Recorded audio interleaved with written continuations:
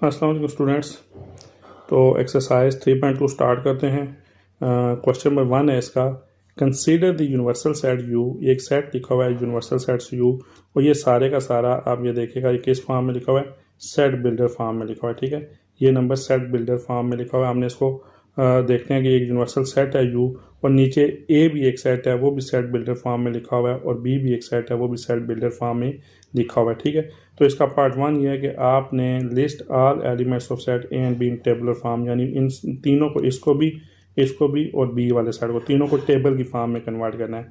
फिर उसके बाद पार्ट 2 है कि उन दोनों सेट का इंटरसेक्शन करना है, ए और बी का, और पार्ट 3 है कि दोनों की वेन डायग्राम भी बनानी है।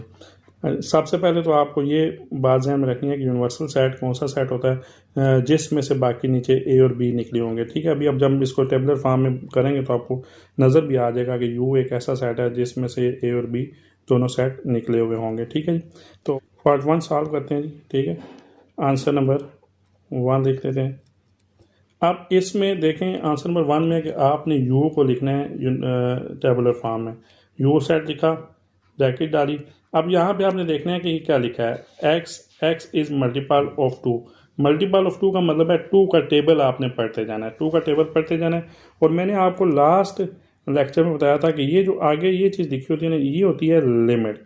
यानी आपको ये बताई जाती है कि जो आपने टेबल स्टार्ट कहाँ से करना है, और या जो सेट स्टार्ट कहाँ से करना है, ये वाला पोर्शन बताया जाता है स्टार्टिंग, और ये वाला बताया जाता है एंडिंग। ठीक है, तो यहाँ पे देखिएगा, मैं यहाँ पे थोड़ा सा साइड पे इसको लिख देता हूँ। ये लिखा हुआ है 0, इसको पढ़ते हैं लेस देन एक्स, इस साइन को पढ़ते हैं लेस देन इक्वल 30। ठीक है, अब आपने पढ़ना है जी 2 का टेबल।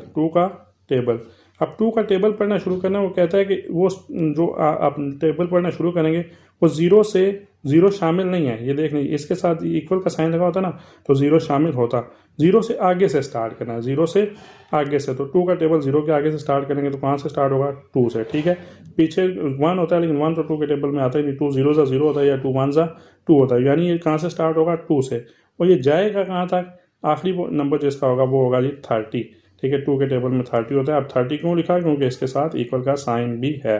तो यानी अब आपने ये यूज सेट लिखना है, ये कहाँ से स्टार्ट हुआ, 2 से स्टार्ट हुआ, और कहाँ तक जाएगा, 30 तक। तो ये देखें, 2 4 मल्टीपल का मतलब है, इसको मल्टीप्लाई करते हैं, 2 2 सा 4, 2 3 सा 6, 8 10, और करते जाइएगा। यहाँ पे आपने करते जाना है, कहाँ तक जाना है जी, 30 तक जाना है। ठीक है, आप क्या करें, पूरे के पूरे लिख दें, 12 14 सारे के सारे लिखते जाएं, और कहाँ तक चलते जाएं, 30 तक चले जाएं।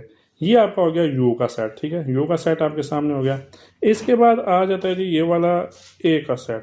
ठीक है, सेट ए आता है। सेट ए में क्या करेंगे, सेट ए में आप x is a multiple of 6, x is a multiple of 6, याद है कि 6 का टेबल पढ़ना है। लेकिन अब ये सवाल पैदा होता है 6 का टेबल पढ़ना कहाँ तक है। जो लिमिट ये यूनिवर्सल सेट में यूज़ होती है ना, वही लिमिट आपकी सेट ए के लिए भी होगी और सेट बी के लिए भी होगी, क्योंकि ये दोनों सेट कहाँ से निकले हुए हैं, यू वाले सेट में से निकले हुए हैं। ठीक है, यूनिवर्सल सेट का मतलब ये होता है कि ये बड़ा सेट है, और इसमें से जो छोटे सेट निकले होते हैं वो ए और बी, वो इनके लिए, ए और बी के लिए ये उनका समझ लें, ये पेरेंट सेट हो गया एक किस्म का। तो उसकी जो लिमिट होती है वो ही लिमिट आपकी इनके लिए भी होती है। यानी अब आपने 6 का टेबल पढ़ना है, 6 1 सा 6, 6 2 सा 12, 6 3 सा 18, 6 4 सा 24, 6 5 सा 30। अब 6 6 सा क्या होता है, 36 होता है, लेकिन 36 इस लिमिट से बाहर निकल जाता है जो यूनिवर्सल सेट में दी हुई है। तो इसलिए ये यहाँ पे ही क्लोज हो जाएगा, इसे आगे नहीं लिखेंगे। ठीक है, ये बात समझ आ रही है। अब इसके बाद बी की बात आएगी, तो बी में आप क्या करेंगे, ये टेबल है जी मल्टीपल ऑफ 8। मल्टीपल ऑफ 8 का मतलब है 8 का टेबल पढ़ना है। 8 1 सा 8, 8 2 सा 16, 8 3 सा 24, और 8 4 सा 32। वो जो 32 आया तो वो तो इस 30 की लिमिट से बाहर निकल गया, यानी आगे चला गया। इसलिए यहाँ पे हम 32 नहीं लिखेंगे, हम सिर्फ यहाँ पे 24 तक लिख के छोड़ देंगे। तो बच्चों, ये आपका पहला पार्ट हल हो गया, जिसमें लिखा था कि ये तीनों सेट्स को आपने किस फॉर्म में लिखना है, टेबुलर फॉर्म में। तो ये टेबुलर फॉर्म में लिखेंगे। अब जो दूसरा पार्ट है उसके नीचे हम दूसरा पार्ट भी करते हैं, इन ए और बी का इंटरसेक्शन भी निकालना है। ठीक है, ए और बी का इंटरसेक्शन निकालना है। तो मैंने लास्ट लेक्चर में आपको बता चुका हूँ। ठीक है, आंसर पार्ट 2 लिख लेते हैं। आपने फाइंड करना है ए इंटरसेक्शन बी। तो इसको सॉल्व करने के लिए अब मैंने क्या कहा था, अभी जब फाइंड करेंगे तो ए के लिए आप ए वाला सेट लिखेंगे। ए वाला सेट कौन सा बच्चों, यहाँ पे देखें 6, 12, 18, 24 एंड 30। और बी वाला सेट कौन सा है, अच्छा ए के बाद यहाँ पे इंटरसेक्शन का साइन है, तो यहाँ पे आपने कौन सा साइन डालना है, इंटरसेक्शन का। फिर बी है, तो बी वाला सेट आप यहाँ पे इसके आगे लिखने क्या है जी, 8, 16, 24।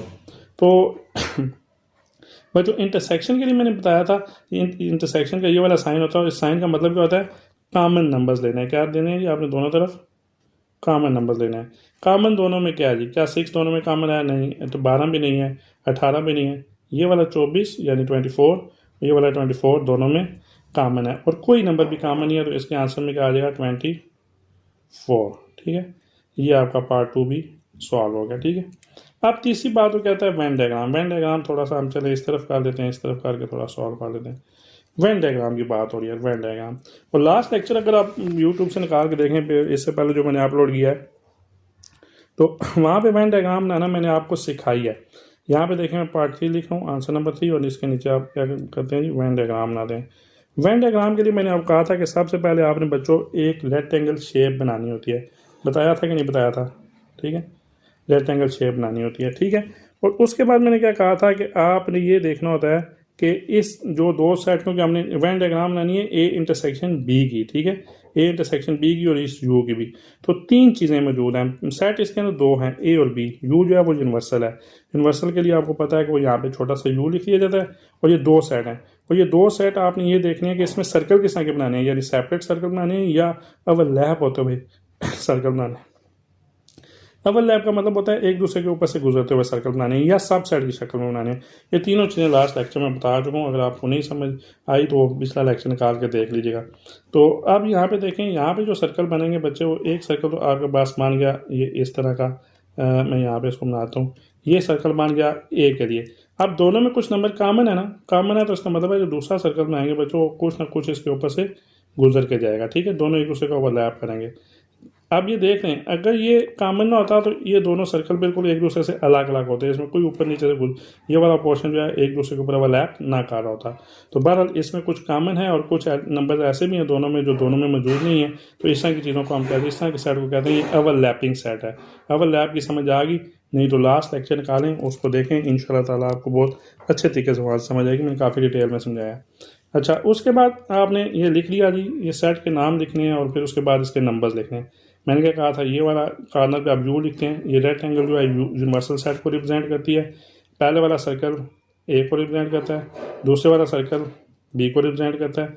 अब याद रखिएगा, सबसे पहला काम आपने वेन डायग्राम करते वक्त ये देखना है, इन दो सेटों में जो कॉमन नंबर है ना, वो इस कॉमन वाले पोर्शन में लिखना है, ये वाला जो पोर्शन है। ठीक है, ये ना आप इसको बगैर, सबसे पहला ये कॉमन पोर्शन लिखा जाता है। ठीक है, कॉमन वाला कौन सा है, 24 नंबर कॉमन है, आपने इसको 24 को कॉमन लिख दिया। अभी हम सेट की बात करें, यू को बाद में देखेंगे, इन दो सेट ए और बी की, यानी इन दो सर्कल्स की बात करें। कॉमन नंबर लिख लिया। अब इस ए वाला सेट, ये पहला सेट ए है ना जी, इसमें अब जो नंबर बचते हैं 6, 12 और 18, ये ए वाले सेट में लिखने हैं, क्योंकि किसके नंबर हैं, एक हैं 6, 12 और 18। ठीक है, ये ए वाले के आगे। ठीक, अब इधर से कौन से बचते हैं, ये बी वाला सेट है, बी वाले के 8 और 16 बच के वो किस तरफ लिख लिए, इधर, ये इस बी वाले में लिख लिए। अब बच्चों यहाँ तक तो बात होगी क्लियर। यू वाले में क्या बचे हैं, अब यू वाले में देखें ना, हम सबसे पहले देखेंगे कौन कौन से नंबर यूज़ हो चुके हैं। ठीक है जी, नंबर इस, अगर हमने पूरा टेबल लिखा होता तो हम ये कहते हैं कि आपके पास देखें ये 2 इधर कहीं यूज़ हुआ है, नहीं, तो ये यू वाले में लिख लेंगे। फिर 4 यहाँ पे है, इस पोर्शन में डायग्राम में कहीं नज़र आ रहा है 4, नहीं, तो ये भी इधर लिख लेंगे। ठीक है, फिर उसके बाद 6 आता है, 6 यहाँ पे यूज़ हो चुका है तो नहीं लिखेंगे। फिर 8 आता है, 8 भी यहाँ पे यूज़ हो चुका है, ये नहीं लिखेंगे। ठीक है, फिर 10 आता है इस यू वाले में से, 10 यहाँ पे कहीं लग रहा है आपको, नज़र आ रहा है, नहीं, तो आप यहाँ पे 10 को आप इधर इस रेक्टेंगल वाली साइड पे यानी यू वाले पोर्शन में लिखेंगे। 10 के बाद 12 आता है, वो आज ऑलरेडी यूज़ हो गया। 12 के बाद 14 आता है, तो 14 आपको यहाँ पे कहीं नज़र नहीं आ रहा, वो भी यू वाली साइड पर लिखेंगे। 14 के बाद इधर जो मौजूद है वो 16 होगा, तो 16 भी ये आ चुका है, ये नहीं लिखेंगे। फिर उसके बाद 18 आता है, वो भी नहीं लिखेंगे। फिर 20 आता है, ये अब ये सेट आप देख लें, जब बना चुके हैं ना बड़ा यू, तो उसमें 20 मौजूद होगा, तो लेकिन वो यहाँ पे नहीं है, तो 20 आप क्या लिखें, चाहे इधर लिख लें चाहे इस साइड पे काट के लिख लें, ये आपकी मर्जी। 20 आ गया। ठीक है। फिर उसके बाद 24 आता है, 24 यहाँ पे मौजूद है, नहीं लिखेंगे। फिर उसके बाद 22 आता था, 22 बीच में हमने लिखा है। 20 के बाद 22 आता है, 22 यहाँ पे मौजूद नहीं है तो यहाँ पे आप लिख लेंगे। फिर 24 यहाँ पे आ गया। फिर 26 आता है, 26 यहाँ पे मौजूद नहीं है तो इधर लिख लेंगे। 28 आता है, 28 भी इधर मौजूद नहीं है, इधर लिख लेंगे। और फिर 30 नंबर आप देख लें जी, आप देखें ए वाला, आपको काउंटिंग करना शुरू करने सारे आ गए। 2 4 6 8 10 12 14 इधर से 16 16 18 किधर है, 18 20 22 24 26 28 30, तो ये पूरे हो गए हैं। ठीक है जी, यानी यू वाले सेट के नंबर आपके सारे के सारे पूरे हो गए। तो वेन डायग्राम इस तरह ड्रा करते हैं तो ये क्वेश्चन नंबर आपका 1 कंप्लीट हो गया। तो इसके बाद हम स्टार्ट करते हैं क्वेश्चन नंबर 2।